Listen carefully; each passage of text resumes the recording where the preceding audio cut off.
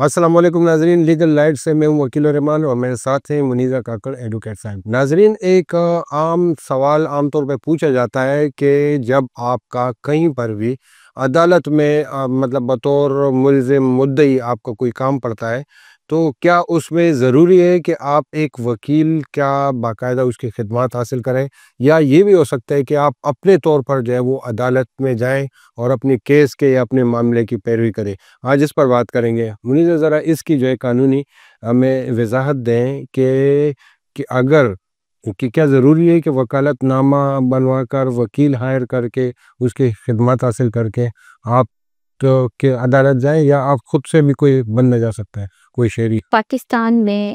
چاہے وہ criminal cases ہے یا پھر سول کیس ہے، دونوں میں ایک عام انسان کے پاس، ایک عام شہری کے پاس یہ اجازت ہے کہ وہ عدالت کے سامنے جا کے دلائل دے سکے، اپنی دفاع کر سکے، کیس کے حوالے سے کچھ اگر ان کو ثبوت دینے ہوں وہ دے سکے۔ اس کے لیے اس کو باقاعدہ وکیل کی ضرورت نہیں ہوتی ہے، وہ خود بھی اپنی دفاع کر سکتا ہے، وہ اس کی مرضی ہوتی ہے، وہ ان پرسن اپنی وکالت خود کرنا چاہ رہا ہے یا وہ کسی وہ ایکسپرٹ بندے کو جس نے پراپر وہ ڈگری لی ہوئی ہے، اس کے پاس لائسنس ہے، وہ قانون کی اس کے نو ہاؤ ہے کہ قانون اصل میں یہ کیس جس حوالے سے میرے اوپر ہوا ہے اس کو کس طرح سے میری دفاع کی جا سکتی۔ اب یہ اس بندے پہ ٹوٹلی ڈیپینڈ کرتا ہے کہ وہ اپنی دفاع خود کرنا چاہ رہا ہے یا کسی ایکسپرٹ کی مدد لینا چاہ رہا ہے۔ یعنی اس میں اپنے طور پہ کوئی اپنا مقدمہ لڑ سکتا ہے، اس کے لیے کوئی بائنڈنگ نہیں ہے؟ اس کے لیے عدالت کے لیول پہ کوئی بائنڈنگ نہیں ہے۔ آپ سپریم کورٹ میں بھی اپنا کیس خود چلا سکتے ہیں، آپ ہائی کورٹ میں بھی چلا سکتے ہیں، لیکن جو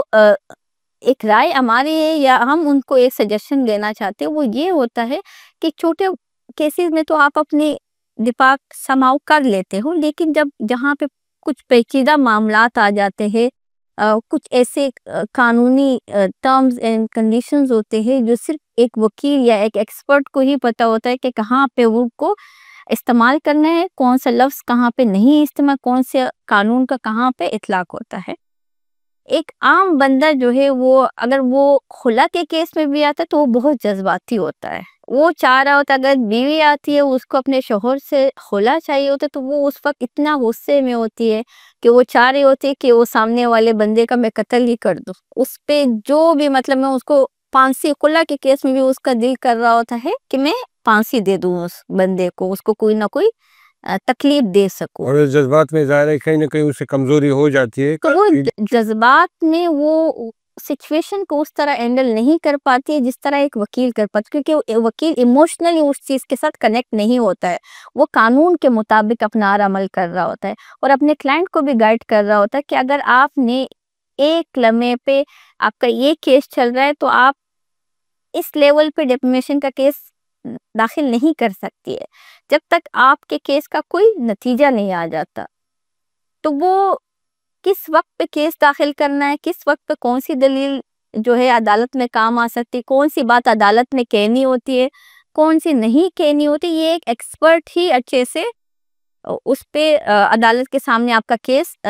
آرگیو کر سکتا ہے، ایک عام بندہ اس لیول پہ نہیں کر سکتا۔ اور ایسے بہت سارے لوگ ہمارے سامنے آ جاتے ہیں کہ ان کے کیسز بڑے نارمل کیسز ہوتے لیکن